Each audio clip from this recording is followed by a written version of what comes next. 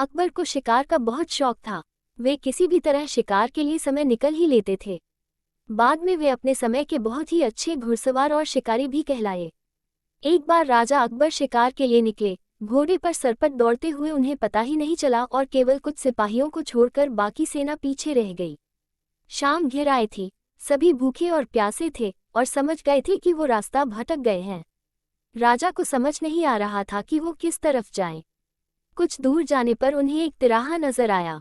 राजा बहुत खुश हुए। चलो अब तो किसी तरह वे अपनी राजधानी पहुंच ही जाएंगे, लेकिन जाए तो जाए किस तरफ।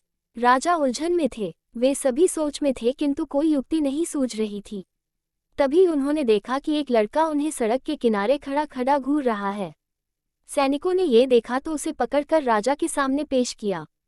राजा ने कड़कती आवाज में पूछा, ए लड़के, आगरा के लिए कौन सी सड़क जाती है?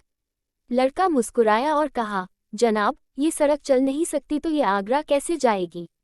महाराज, जाना तो आपको ही पड़ेगा। और यह कहकर वो खिलखिलाकर हंस पड़ा।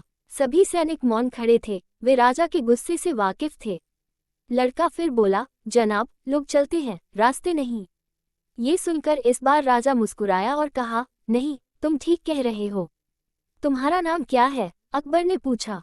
मेरा नाम महेश दास है महाराज, लड़के ने उत्तर दिया। और आप कौन हैं? अकबर ने अपनी अंगूठी निकालकर महेश दास को देते हुए कहा, तुम महाराजा अकबर हिंदुस्तान के सम्राट से बात कर रहे हो। मुझे निडर लोग पसंद हैं। तुम मेरे दरबार में आना और मुझे ये अंगूठी दिखाना।